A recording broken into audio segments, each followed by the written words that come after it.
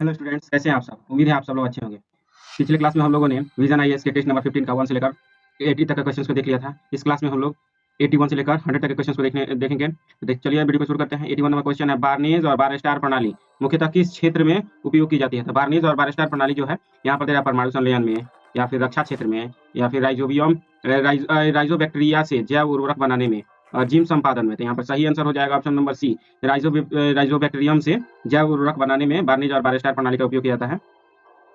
तो यहाँ पर अब देख लेते हैं नेक्स्ट क्वेश्चन। बार्नेज और बार स्टार क्या है? एक प्रकार का रसायन है जिससे कि जो भी खरपतवार होते हैं उनका नाश अति होता है। अब देख लेते हैं नेक्स्ट क्वेश्चन। 82 नंबर क्वेश्चन है, हाल ही में भारत ने धान की 2 किस्में विकसित की हैं, अर्थात DRR राइस 100 जिसे कमला के नाम से जाना गया है, DRR राइस 100 वो कमला, और पूसा जिसका नाम है DST जिसको राइस 1 कहा जाता है, पेश की है। इस संदर्भ में निम्नलिखित कथनों पर विचार कीजिए।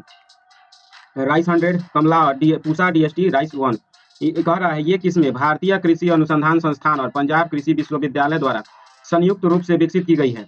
और इसके बाद से दे रहा है, यहाँ पर दे रहा है कि ये नई किस्में बिना किसी बाहरी DNA के विकसित की गई थी। और इसमें दे रहा है इन किस्मों की परिपक्वता अवधि अन्य प्रचलित चावल की किस्मों की तुलना में आधी है। तो यहाँ पर सही आंसर यह तो एकदम सही है कि बिना किसी बाहरी DNA के विकसित की गई है, तभी तो इसे मान्यता और ज्यादा प्रभावी माना जा रहा है। बाहरी DNA का प्रयोग कर दिया जाता तो वो तो GM फसल हो जाएगा। GM को अभी चावल के रूप में GM को मान्यता कभी दी नहीं जा सकती, मतलब बाद में दी जा सकती है लेकिन अभी नहीं दी जा सकती है, क्योंकि DNA शामिल करना काफी बड़ी बात हो जाती है। एक नंबर जो दे रहा है कि इसे पंजाब कृषि विश्वविद्यालय और IARI द्वारा संयुक्त रूप से किया गया, तो एकदम गलती है। कैसे किए? IARI और पूसा विश्वविद्यालय द्वारा शुरू की गई है, ना कि पंजाब कृषि विश्वविद्यालय द्वारा। और तीसरा नंबर दे रहा है, परिपक्वता अवधि अन्य चावल किस्मों की तुलना आधी है, तो आधी नहीं है बल्कि 75% कह सकते हैं।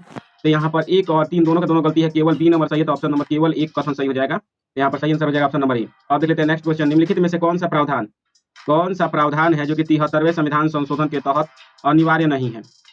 कौन सा ऐसा प्रावधान है जो 73वें संविधान संशोधन के तहत अनिवार्य नहीं है? यहाँ पर कहा दे रहा है जी, तो महिलाओं के लिए 1/3 सीटें अनिवार्य नहीं है, ये पूछा जा रहा है। और दूसरा नंबर दे रहा, मध्यवर्ती स्तर जिला स्तर पर अध्यक्षों का अप्रत्यक्ष निर्वाचन। उसके बाद से पंचायतों को आर्थिक विकास हेतु योजनाएं तैयार करने की शक्ति प्रदान करना। और उसके बाद से है पंचायत चुनाव लड़ने के लिए न्यूनतम आयु 21 वर्ष निर्धारित करना। तो यहाँ पर जो है यह तो एकदम जरूरी है कि 1/3 सीटें आरक्षित करना। और चौथा नंबर भी सही है कि पंचायत चुनाव लड़ने के लिए न्यूनतम आयु 21 वर्ष चाहिए। यहाँ पर दे रहा विकास योजना शक्ति प्रदान करना, यह भी सही है। लेकिन यह जो है बी नंबर जो है यह अनिवार्यता नहीं डाली गई है कि मध्यवर्ती स्तर होना ही चाहिए। तो यहाँ पर सही आंसर हो जाएगा ऑप्शन नंबर बी। अब देख लेते हैं नेक्स्ट क्वेश्चन। 84 नंबर क्वेश्चन है, जोतदार एक नया वर्ग जिसका अभ्युदय ब्रिटिश ईस्ट इंडिया कंपनी द्वारा लाए गए अस्थायी बंदोबस्ती राजस्व प्रणाली के साथ हुआ था, वे थे। जो एक नया वर्ग जिसका अभ्युदय ब्रिटिश ईस्ट इंडिया कंपनी द्वारा लाए गए अस्थायी बंदोबस्ती, वे थे, क्या थे जी? तो धनी किसान, या फिर बिचौलिए, या फिर अनुपस्थित जमींदार, या फिर बटाईदार। तो जोतदार के संदर्भ में देखना है। तो जोतदार एक जो थे धनी किसान थे, वैसे किसान जो कि जो जमींदारों के अधीन ही, जमींदार तो स्थायी बंदोबस्ती के तहत जमीन के मालिक हो गए थे, लेकिन उनमें भी ये जो जमींदार थे, इन्होंने भी अपने बड़े बड़े भूखंडों को धनी किसानों को दे दिया था। और ये धनी किसान मुख्य रूप से मतलब वसूलने का काम अपना भूमि रखते थे और उनसे किसानों को देते थे, या फिर खुद का भूमि रखकर दूसरों से खेती कराते थे। तो इनको धनी किसान, ये जोतदार, मूल रूप से यही जोतदार होते थे। और छोटे किसान तो जमींदारों के गुलाम की तरह काम करते थे, कह सकते हैं। इनको गुलाम की तरह नहीं कहे तो फिर भी उनको दास की तरह तो कह सकते हैं। कैसे कि ये जोतदार जो थे वो काफी, जब भी अपना लगान नहीं चुका पाते थे, जमींदार इनका जमीन लेकर दूसरे को दे दिया करते थे। और इनको लेने वाले कौन थे होते थे? तो जोतदार या फिर धनी किसान ही होते थे। अब देख लेते हैं नेक्स्ट क्वेश्चन। निम्नलिखित कथनों पर विचार कीजिए। विचार करना है। कथन 1 है, 44वें संविधान संशोधन ने राष्ट्रीय आपात की निरंतरता पर संसद के नियंत्रण को और अधिक मजबूत किया। और उसके बाद से है, इसने प्रारंभिक अनुमोदन अवधि को 2 महीने से घटाकर 1 महीने कर दिया तथा संसद के दोनों सदनों में विशेष बहुमत से हर 6 महीने में नवीकरण अनिवार्य कर दिया। तो यहाँ पर जो दे रहा है कि ऑप्शन नंबर स्टेटमेंट वाइज है और व्याख्या से जुड़ा हुआ है। तो व्याख्या से जुड़ा हुआ बड़ा से बड़ा क्वेश्चन होगा, एक बात भी पकड़ा जाए तो हम लोग का आंसर फटाक से निकल जाता है। कैसे कि एक भी गलती हुआ तो हम लोग का आंसर मिल जाएगा, एक भी अगर दोनों सही हो जाता है तब थोड़ा सा कंफ्यूजन होता है। लेकिन यहाँ पर जो दे रहा है 44वें संविधान संशोधन के बारे में दोनों के दोनों एकदम कथन सही है। और यहाँ पर ये दोनों के दोनों एक दूसरे से व्याख्या भी करते हैं। राष्ट्रीय आपातकाल की अवधि जो 42वें संविधान संशोधन से पूर्व या फिर कहें 1976 से 1978 से पूर्व का होता था जी, तो 2 महीने राष्ट्रपति द्वारा राष्ट्रीय आपात घोषित करने के 2 महीने बाद मंजूरी 2 महीने तक मंजूरी लेना होता था। लेकिन 1978 में मतलब कि क्या कहते हैं उसको 44वें संविधान संशोधन द्वारा यह कर दिया गया कि 1 महीने के अंदर अनुमोदन कराना होगा। तो इसीलिए ये दोनों के दोनों सही है। तो ऑप्शन नंबर ए सही हो जाएगा। इसकी व्याख्या से भी जुड़े हैं एक दूसरे के। अब देख लेते हैं नेक्स्ट क्वेश्चन। यहाँ पर दे रहा है अ वर्ल्ड ऑफ डेप्ट रिपोर्ट। अ वर्ल्ड ऑफ डेप्ट रिपोर्ट 2024 किसके द्वारा प्रकाशित की जाती है? अ वर्ल्ड ऑफ डेप्ट रिपोर्ट, यहाँ पर दे रहा है IMF, उसके बाद से अंकटाड, WEF, वर्ल्ड बैंक। यहाँ पर जो सही आंसर हो जाएगा option number B, the world of डेप्ट रिपोर्ट अंकटाड द्वारा जारी किया जाता है। अर्थात विश्व के किन किन देशों ने कितना ऋण लिया हुआ है, छोटे देशों ने कितना ज्यादा लिया है, बड़े देशों ने कितना ज्यादा लिया, इन सब की जानकारी एक स्टैटिस्टिक्स प्रदान कर देता है अ वर्ल्ड ऑफ डेप्ट रिपोर्ट। अब देख लेते हैं नेक्स्ट क्वेश्चन।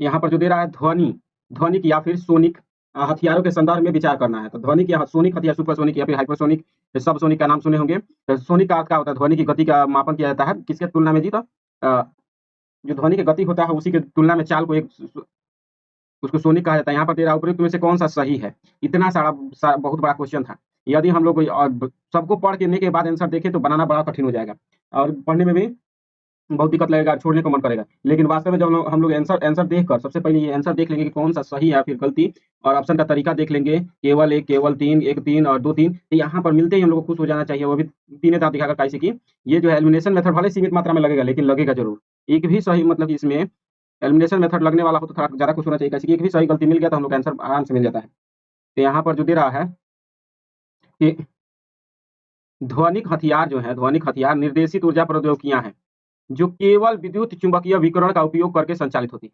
अब देखिए केवल क्या है, तो एक क्वेश्चन स्टेटमेंट का जौहर का काम करता है।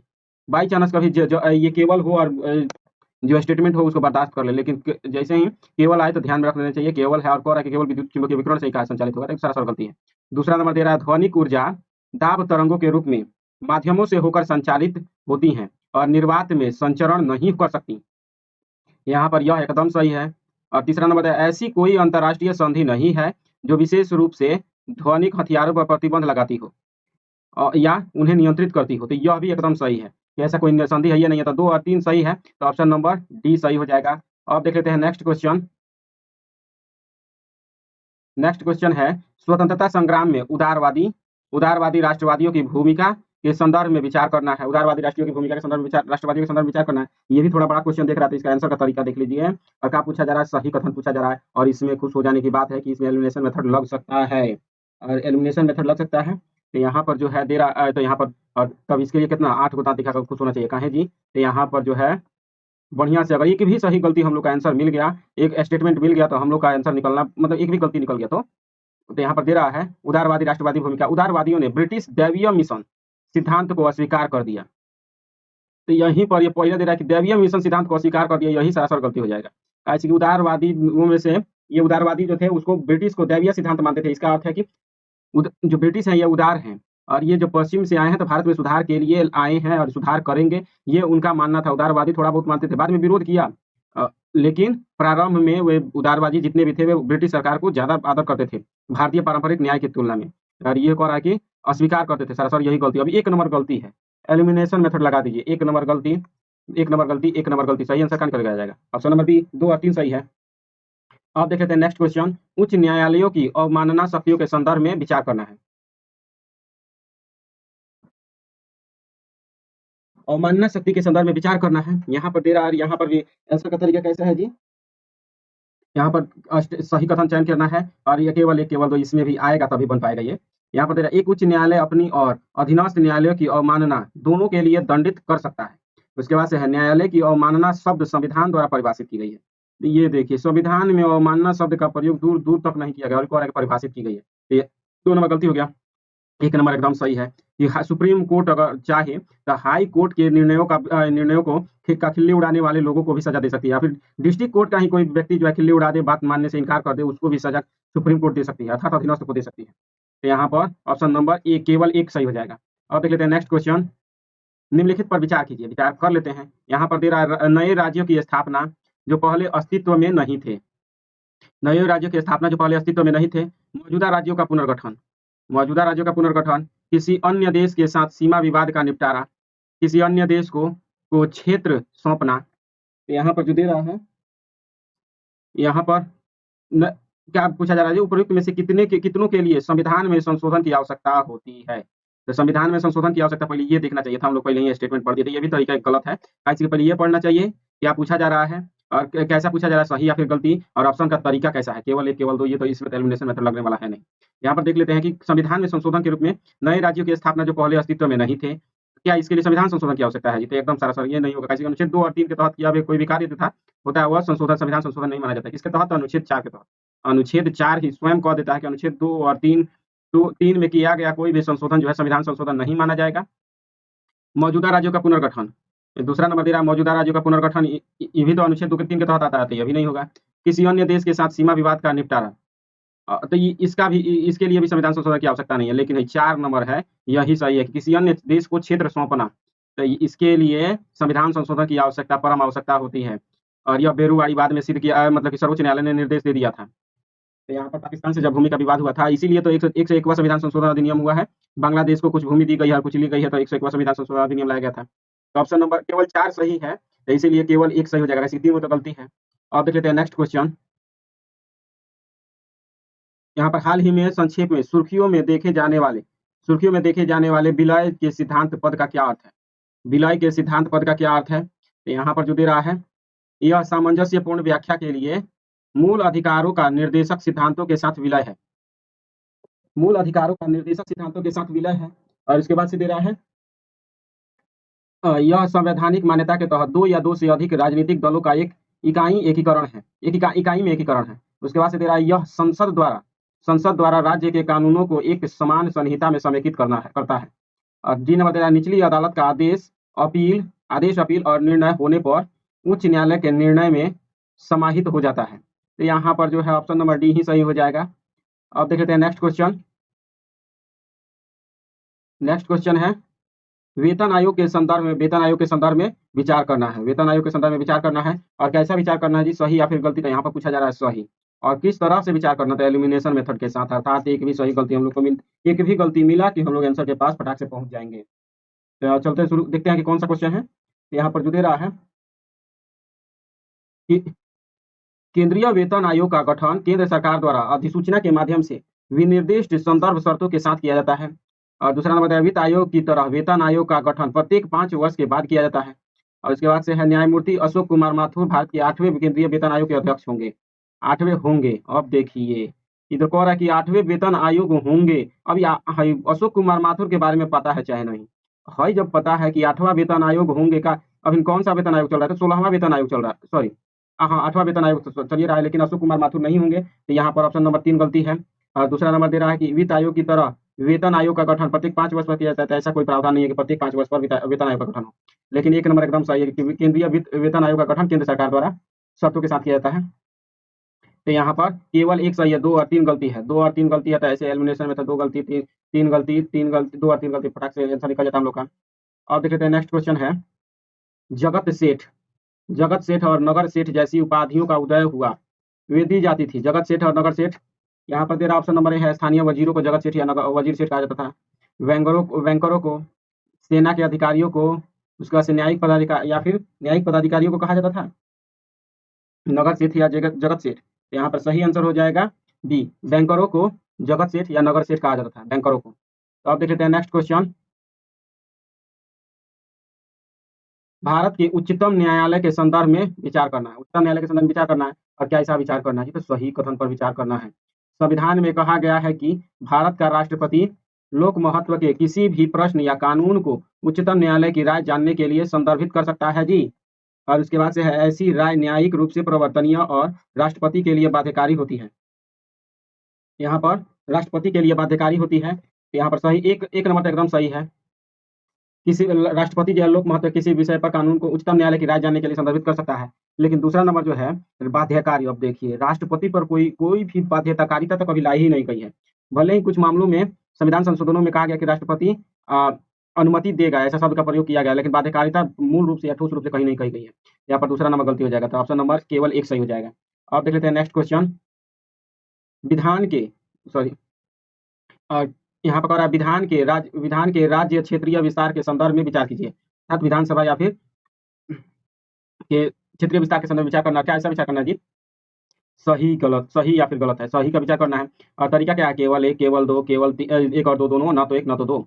यहाँ पर देख लेते हैं कि केवल संसद ही ऐसा राज्य क्षेत्रातीत विधान बना सकती है जो भारतीय नागरिकों पर निवेश में भी लागू हो। और इसके बाद से किसी भी परिस्थिति में कोई राज्य विधानमंडल ऐसी विधियां नहीं बना सकता जो उसके राज्य क्षेत्र के बाहर लागू हों। तो यहाँ पर जो है एक नंबर तो एकदम सही है। केवल, अब देखिए, केवल देख के घबराइएगा मत।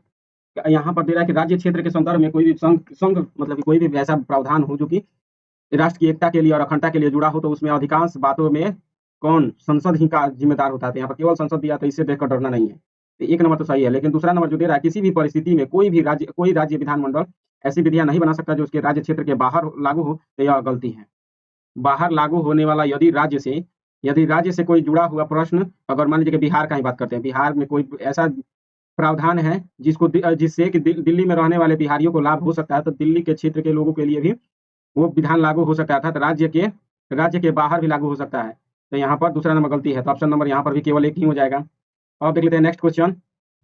निम्नलिखित में से किस वायसराय ने काबुल में एक ब्रिटिश रेजिडेंट को तैनात करने की अग्रिम नीति या फिर फॉरवर्ड पॉलिसी का विरोध किया था और अफगानिस्तान के अतिरिक्त मामलों में हस्तक्षेप न करने के सिद्धांत का पालन किया? यहाँ पर दे रहा है लॉर्ड जॉन लॉरेंस, उसके बाद से है लिटन, लॉर्ड ऑकलैंड या फिर इरविन। तो यहाँ पर सही आंसर हो जाएगा option number A, John Lawrence ने ही ऐसा मतलब अफगानिस्तान से दूरी बनाए रखी थी, लेकिन बाद में जाकर उसको समाप्त कर दिया उनके उत्तराधिकारियों ने। लॉर्ड जॉन लॉरेंस जो कि 1836 में आए थे और उन्होंने इसको रोक दिया था। सर जॉन लॉरेंस जो थे, इस समय तो यहाँ पर अफगानिस्तान से प्रथम युद्ध हुआ था। यहाँ पर 64 में सर जॉन लॉरेंस कौन थे जी? तो सर 64 में थे यहाँ पर। सर जॉन लॉरेंस 1864 में थे। अब देख लेते हैं नेक्स्ट क्वेश्चन। निम्नलिखित संरक्षणों पर विचार कीजिए, विचार कर लेते हैं। यहाँ पर दे रहा है कितने संरक्षण भारतीय संविधान के अनुच्छेद 22 के अंतर्गत प्रदान किए गए हैं? कितने संरक्षण जो है भारतीय संविधान के अनुच्छेद 22 के अंतर्गत प्रदान किए गए हैं जी? तो यहाँ पर दे रहा है कि केवल एक, केवल दो, सभी तीन, ना तो एक ना तो दो। तो यहाँ पर ना तो तीन, कोई भी नहीं, मतलब कि यहाँ पर दे रहा है कितने संरक्षण भारतीय संविधान के अनुच्छेद 22 के अंतर्गत प्रदान किए गए हैं? तो यहाँ पर दे रहा है यातायात का प्रतिबंध। तो ऐसा तो कोई अनुच्छेद 22 में ऐसा प्रावधान ही नहीं है कि यातायात पर प्रतिबंध लगा दिया जाए। आत्मदोष सिद्धि पर प्रतिबंध, देखिए आत्मदोष सिद्धि पर प्रतिबंध नहीं लगाया गया, बल्कि कहा गया कि आत्मदोष सिद्धि कर सकते हैं, सॉरी दूसरा कोई कर सकता है। तीसरा नंबर कार्योत्तर विधि के संदर्भ में इसको तो सरासर नकारा गया है। पूरे संविधान में इसे कार्य के बाद कोई विधि बना देना, इस पर प्रावधान नहीं है अनुच्छेद 22 में। यहाँ पर तीनों के तीनों गलती है, ना तो यातायात, ना तो आत्मदोष सिद्धि, ना तो कार्योत्तर विधि। तो यहाँ पर एक, तीनों के तीनों कोई नहीं सही होगा, तो ऑप्शन नंबर डी सही हो जाएगा। अब देख लेते हैं नेक्स्ट क्वेश्चन। भारतीय संविधान के निम्नलिखित प्रावधानों पर विचार कीजिए, मतलब विचार कर लेते हैं। यहाँ पर दे रहा है और कैसा विचार करना है जी? तब देखिए थोड़ा सा लंबा दिख रहा है, तो यहाँ पर आंसर पहले, सबसे पहले देखिए क्या पूछा जा रहा है। कौन सी प्रावधान जो है प्रथम संविधान संशोधन अधिनियम 1951 में शामिल किए गए थे? और देखिए प्रथम संविधान संशोधन अधिनियम, जिसमें जमींदारी उन्मूलन का प्रथम संविधान संशोधन भी कहा जाता है। तो यहाँ पर दे रहा है तरीका क्या है? एलिमिनेशन मेथड, अर्थात एक भी सही गलती मिलते कहिए कि हम लोग का आंसर निकल जाएगा। लेकिन अगर कोई भी गलती नहीं होता तो दूसरा बात है, उसके लिए कोई प्रावधान नहीं है। ऑप्शन स्टेटमेंट नंबर 1 है नवीं अनुसूची का समावेशन, तो एकदम है जो कि प्रथम संविधान संशोधन अधिनियम 1951 में ही इसको शामिल किया गया था। नवीं अनुसूची में क्या होता है? तो ऐसा कोई भी प्रावधान यदि केंद्र सरकार नवीं अनुसूची में डाल दी जाती है, तो डाल देती है केंद्र सरकार, तो उसका संशोधन पर रोक लगा दिया गया। सॉरी, सर्वोच्च न्यायालय में या फिर न्यायालय में चुनौती देने पर रोक लगा दिया गया था। अनुच्छेद 31 के ए और 31 का बी का समावेशन, तो यह भी शामिल किया गया था। और इसके बाद से है अनुच्छेद 19 के 2 का प्रावधान जो वाक और अभिव्यक्ति की स्वतंत्रता पर प्रतिबंधों को युक्ति संगत बनाता है, तो यह भी एकदम सही है। अर्थात 1, 2, 3 तीनों के तीनों सही है, तो ऑप्शन नंबर डी सही हो जाएगा। तीनों के तीनों सही। अब देख लेते हैं नेक्स्ट क्वेश्चन है होम रूल लीग के संदर्भ में विचार कीजिए। होम रूल लीग के संदर्भ में विचार करना है। यहाँ पर दे रहा है सरकारी सेवा में त्याग पत्र देने का आह्वान, विदेशी वस्त्रों का बहिष्कार, जनसभाओं के माध्यम से राजनीतिक शिक्षा को बढ़ावा देना, उसके बाद से धार्मिक गीतों के माध्यम से प्रचार करना। तो यहाँ पर सही आंसर हो जाएगा। तो यहाँ पर पहले, सबसे पहले ऑप्शन तो देखिए, ऑप्शन क्या है जी? कितने जो है होम रूल लीग के विषय थे? होम रूल लीग के विषय कौन कौन थे जी? तो यहाँ पर जो दे रहा है सरकारी सेवा से त्याग पत्र देने का आह्वान, तो ऐसा कोई बातें नहीं था कि सरकारी से, ये तो असहयोग आंदोलन में किया गया था कि सरकारी सेवा से त्याग पत्र दे दो। विदेशी वस्त्रों का बहिष्कार, ऐसा भी नहीं था, तो स्वदेशी आंदोलन का के से जुड़ा था विदेशी वस्त्रों का बहिष्कार। जनसभाओं के माध्यम से राजनीतिक शिक्षा को बढ़ावा देना एकदम सही है। इसीलिए तो एनी बेसेंट और तिलक ने पूरे भारत का भ्रमण करना शुरू किया था। तिलक को तो मुंबई प्रेसिडेंसी के क्षेत्र में थोड़ा सा, मुंबई और कर्नाटक में विस्तारित थे, लेकिन पूरे भारत का कार्यभार, पूरे भारत में जनसभा करने का कार्यभार एनी बेसेंट को सौंपा गया था। धार्मिक गीतों के माध्यम से प्रचार, एकदम सही है, धार्मिक गीत का प्रयोग किया जाता था। एनी बेसेंट भी हिंदू बन चुकी थी, इसी के लिए तो 3 और 4 सही है, तो यहाँ पर ऑप्शन नंबर बी सही हो जाएगा। 1 और 2 दोनों सही है। अब देख लेते हैं नेक्स्ट क्वेश्चन। प्लासी के युद्ध के संदर्भ में, प्लासी के संदर्भ में निम्नलिखित कथनों पर विचार कीजिए। यहाँ पर और क्या विचार करना है जी, तो सही कथन पर विचार करना है प्लासी युद्ध के संदर्भ में।